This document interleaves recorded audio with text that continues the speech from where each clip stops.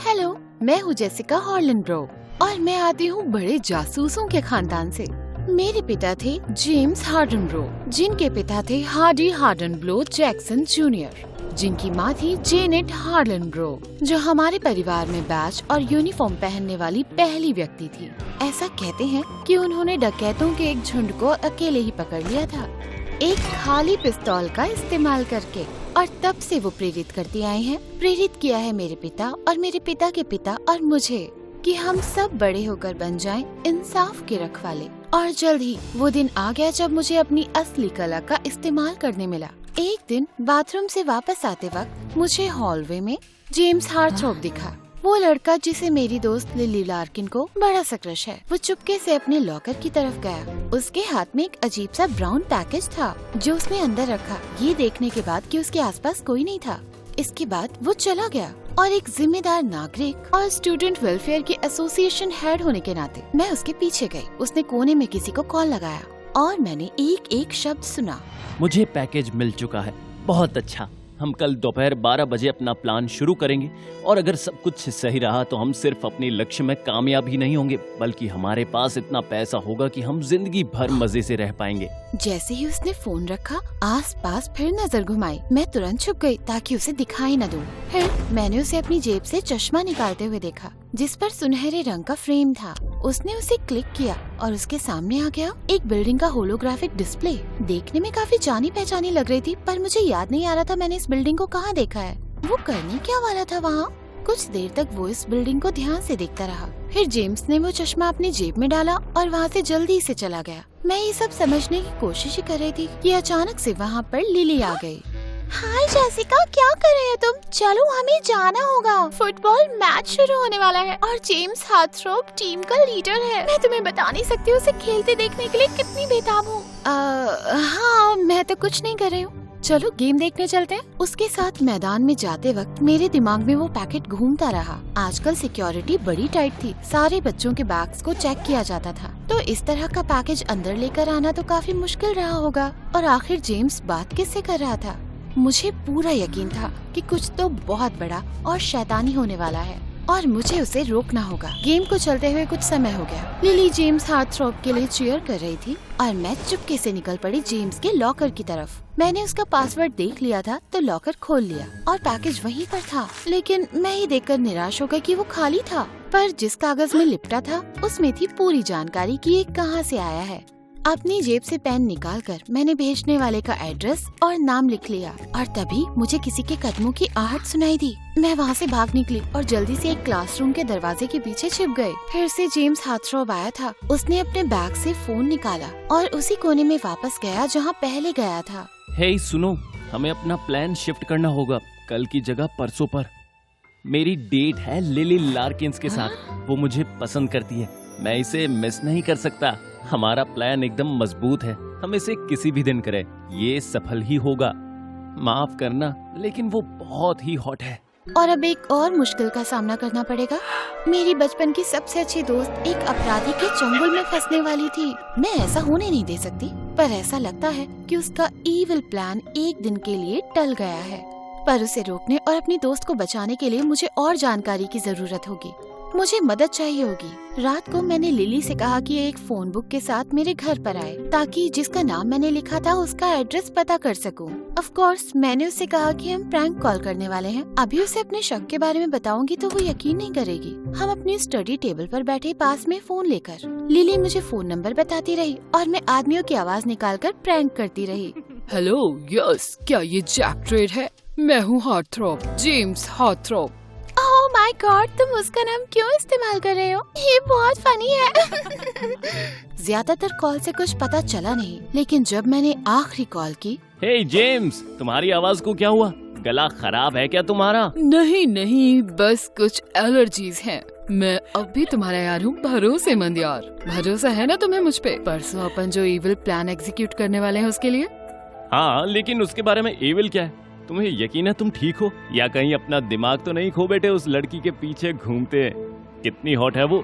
तुम उससे दूर रहना। मेरा मतलब है कि कुछ नहीं, नहीं बस कुछ नहीं। तो परसों मिलते हैं, ठीक है? Peace out. मैंने फोन काटा तो देखा लिली मुझे अजीब तरह से घूर रही थी। ये उससे क्या बातें कर रही थी तुम? कोई सेंस की बातें नहीं थी, इसीलिए तो ये प्रैंक है सिली। मुझे यकीन है वो लड़का भी तुम्हारी तरह कंफ्यूज हो गया होगा, पूरी रात इसके बारे में सोचता रहेगा। ओके, एनीवे मुझे इसकी परवाह नहीं, क्योंकि मैं तो बस एक ही चीज के बारे में सोच सकती हूँ, जेम्स हॉथरॉप के साथ कल मेरी डेट। मैं इंतजार कैसे करूँ? ओह माय गॉड, मैं मर ही जाऊंगी। हाँ, बस 10 बार ही तो इसका जिक्र किया है तुमने अब तक, पर तुम्हें यकीन है इसके बारे में? मतलब तुम उस लड़के को जानती ही कितना हो? इसीलिए तो डेट पे जा रहे हैं, ताकि एक दूसरे को जान पाए। हाँ, लेकिन इतनी मेहनत की जरूरत है क्या? जेम्स हॉथरॉप दिखने में तो काफी अच्छा है, पर ऐसे लड़के अक्सर बेवकूफ होते हैं। तुम्हें लगता है कि वो इमोशनली और मेंटली मैच्योर होगा? ये बहुत बड़ा कदम है। ये क्या बोल रही हो तुम? हाँ, डेट पर जाना एक बड़ा कदम कैसे हो गया? जिस दिन से उसने हमारे स्कूल में कदम रखा, मुझे उस दिन से उससे प्यार हो गया। उसके बैकपैक, उसकी कूल जैकेट से। कैसा प्यार? तुम्हें नहीं लगता तुम कुछ ज्यादा ही तेजी से आगे बढ़ रही हो? तुम मुझसे ऐसी बात नहीं कर सकती, तुम मेरी मॉम नहीं हो। मुझसे जबान मत लड़ाओ तुम। मुझे तुम्हारी बकवास सुनने की जरूरत नहीं, मैं जा रही हूँ घर। ठीक है, चली जाओ। और फिर उसने अपनी फोन बुक उठाई और बाहर चली गई, धड़ाम से दरवाजा बंद करके। टीनेजर्स। शायद उसके इविल प्लान के बारे में मुझे कुछ खास पता चलेगा नहीं अगर मैं उनकी डेट पर गई तो, लेकिन उसे लिली के साथ अकेला छोड़ना मुझे ठीक नहीं लग रहा। तो अगली शाम मैं उस रेस्टोरेंट में गई जहाँ वो दोनों मिलने वाले थे, और किचन के पीछे के दरवाजे से अंदर आ गई। मुझे एक स्टोरेज रूम मिला जहाँ पर एक्स्ट्रा यूनिफॉर्म्स थी, और मैं जल्दी से वेट्रेस के कपड़े पहनकर आ गई। और फिर मैं किचन से निकल के चुपके से बाहर आई। रेस्टोरेंट में चील की तरह नजरें घुमाई जब तक मुझे मेरे निशाने नहीं मिल गए। भेस बदलना मुझे अच्छे से आता था। मुझे यकीन था कि वो मुझे पहचानेंगे नहीं। मैं उनके पास जा रही थी कि अचानक दूसरे टेबल के कस्टमर्स ने मुझे रोक लिया। हे मिस, हम काफी देर से इंतजार कर रहे हैं कि कोई हमारी टेबल पर आकर हमारा ऑर्डर ले ले। ठीक है, मैं अभी किसी को भेजती हूँ। ऑर्डर तुम क्यों नहीं ले सकती? वैसे भी तुम कुछ और कर तो रही हो नहीं। मैंने अपने दांत कसे और जबरदस्ती मुस्कुराई और निकाल ली अपनी नोटपैड और पेंसिल। वैसे आज के स्पेशल्स क्या है? देखो, मुझे ना भूलने की बीमारी है, तो मुझे ये सब याद नहीं रहता है। आप मेन्यू में से ही कुछ सेलेक्ट कर लीजिए ना। तुम भला वेट्रेस बन कैसे गई? ठीक है, ये साइड सैलेड कैसा है? अच्छा है? बहुत अच्छा है, अच्छी चॉइस है। अब ये किस चीज के साइड में आता है? शायद आपकी प्लेट के साइड में। हमारा हो गया क्या? मेरी फैमिली ने अभी तक ऑर्डर भी नहीं किया है। हमें कोई और वेट्रेस ला के दो, तुम किसी काम की नहीं हो। 5 मिनट पहले यही तो बताया था मैंने। वहाँ से निकलकर मैं वापस अपने मिशन पर गई। चिढ़ हो रही थी कि कीमती समय बर्बाद हो गया था। जब मैं लिली और उस हॉट थ्रोट के करीब आई तो मैंने काम करने का नाटक किया कि अचानक मेरी किसी ने स्कर्ट पकड़ी। अरे, ये उस बदतमीज कस्टमर का बच्चा था। तुमने हमारा ऑर्डर नहीं लिया। अभी नहीं बच्चे, चले जाओ। मुझे भूख लगी है चुड़ैल, मुझे चॉकलेट केक खाना है अभी। अरे चले जाओ, यहाँ से जाओ। मैंने उसे दूर जाना चाहा, लेकिन अचानक वो जमीन पर गिर गया और फिर जोर जोर से रोने लग गया। इसने मुझे धक्का दिया, इसने मुझे जोर से गिरा दिया। ओह माय गॉड, कितना झूठ बोलते हो। जेसिका, रेस्टोरेंट के सारे लोग अचानक मेरी ओर देखने लगे और कुछ ही सेकंड में मुझे मैनेजमेंट ने वहाँ से बाहर निकाल दिया। लिली और जेम्स मेरे पीछे पीछे बाहर आए। ये अंदर क्या चल रहा था? और तुमने वेटर्स के कपड़े क्यों पहने हैं? क्योंकि मैं यहाँ काम करती हूँ, करती थी नौकरी से निकाले जाने से पहले। तुम यहाँ कब से काम करने लगी? और क्यों? आज से मेरा पहला दिन था और आखिरी भी। और क्यों? क्योंकि मुझे बिल भरने होते हैं। ओह, मुझे सुन के दुख हुआ।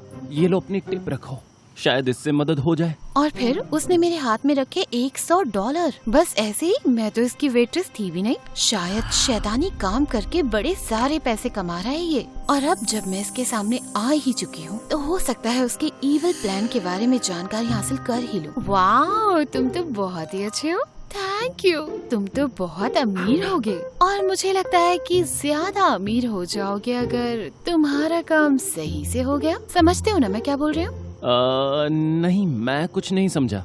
कम ऑन, क्या तुम सच में कह रहे हो कि तुम्हें सारे काम थोड़े थोड़े आते हैं पर अच्छे से कोई काम नहीं आता? ये क्या बोल रहे हो तुम? एक सेकंड, क्या तुम जैक ट्रेड्स के बारे में बात कर रही हो? तुम उससे जानती हो? क्या तुम उसकी दोस्त हो या उसकी गर्लफ्रेंड? नहीं, मैं किसी जैक ट्रेड्स को नहीं जानती। मुझे अभी याद आया, मुझे 15 मिनट में मूवी देखने जाना है। तुमसे कल मिलती हूँ लिली। ये कह के मैं वहाँ से भाग निकली। वाह, ये लड़का बड़ा शातिर था। मुझे कुछ बताने की जगह उल्टा मुझसे ही सवाल करने लगा था। मैं रास्ते में चल रही थी कि मुझे सामने एक बिल्डिंग दिखाई दी और अचानक मेरे कदम वहीं रुक गए। मैं धीरे से पीछे गई उस बिल्डिंग को ठीक से देखने के लिए, और तब मुझे समझ आया, टेक्सास स्टेट बैंक, ये वही बिल्डिंग है जो उस होलोग्राम में थी। और फिर मुझे सब कुछ समझ आ गया। जेम्स हॉथरोप टेक्सास बैंक को लूटने वाला था और उसका साथ देने वाला था जैक ट्रेट। ऑफ कोर्स इससे वो बहुत अमीर हो जाएंगे, लेकिन मैं उन्हें रोक लूंगी। बड़ा मजा चखाऊंगी मैं अब उनको। अगले दिन दोपहर के 12 बजने से 5 मिनट पहले मैं बैंक में पहुंच गई, पर जब मैं अंदर गई तो देखा जेम्स और जैक ट्रेट मैनेजर की डेस्क पर पहले से ही बैठे हैं। लग रहा था कि कुछ बड़ी गहरी बातचीत चल रही है। कहीं मैनेजर को उन लोगों ने बंदूक की नोक पर बिठाया हुआ तो नहीं था, या हो सकता है वो भी इसमें शामिल हो। तभी जेम्स हॉथरोप अपनी सीट से उठा और उसने अपना हाथ अपनी जेब में डाला, और मैं खुद को रोक नहीं पाई। मैं उनकी तरफ भागी और जेम्स पर कूद पड़ी, सीधा जमीन पर गिरा दिया उसे। आओ, ये तुम क्या कर रही हो? चुप रहो जेम्स। और तभी मैंने देखा कि उनका एक और साथी बंदूक लिए खड़ा है, और मैंने उसे भी गिरा दिया।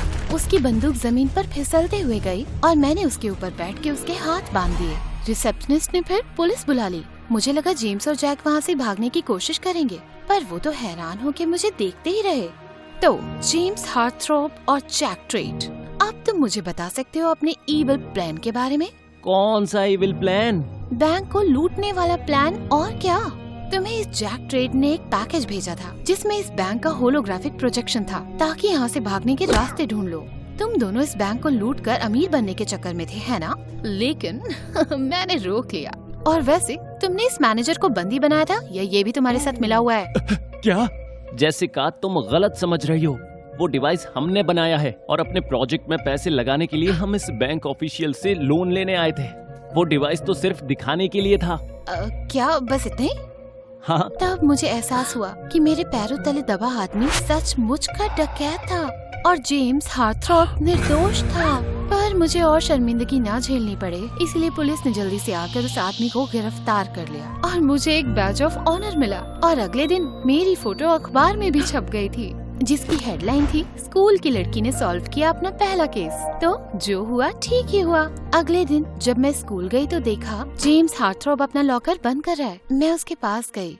हे जेम्स, आई एम सॉरी, मेरा मतलब तुम पे जुर्म का इल्जाम लगाना था। पता नहीं क्या सोच रही थी मैं। वो मेरी तरफ मस्ती भरी नजर से देख रहा था। तुम्हारा इमेजिनेशन कुछ ज्यादा ही अजीब है, और तुम जासूसी भी बहुत करती हो। पर बंदूक पकड़े एक आदमी को नीचे गिराना काफी बहादुरी वाला काम था। तुम काफी इंटरेस्टिंग हो जेसिका हार्लिन ब्रो। चलो, तुम्हें माफ किया। Oh thank you. और हमारी बात यही खत्म हो गई। लेकिन आपने हमारे बीच कोई स्पार्क्स देखे? जेम्स कसम खा के कहता है कि उसे महसूस हुए, पर मुझे तो नहीं हुए।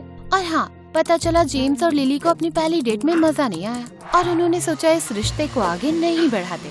हम सब ने हाई स्कूल से ग्रेजुएट किया, और कुछ सालों बाद मैं डिटेक्टिव बन गई। ये तो हैरानी की बात नहीं है। और हाँ, बाद में मैं जेम्स हॉथरोप से मिली। हमने कुछ समय डेट किया और फिर शादी कर ली। जहाँ तक लिली की बात है, वो मेरी मेड ऑफ ऑनर थी। और हाँ, शादी के दिन कुछ गड़बड़ जरूर हुई, और मैंने लिली पर इल्जाम लगाया कि उसने जलन के मारे ये सब बर्बाद किया है। पर पता चला उसने तो कुछ भी नहीं किया था। हाँ, ये बड़ा ऑकवर्ड था, लेकिन हमारी दोस्ती अब भी मजबूत है, लोहे की तरह। ना टूटेगी, ना इसमें दरार आएगी। खरोच भी नहीं आएगी इसमें।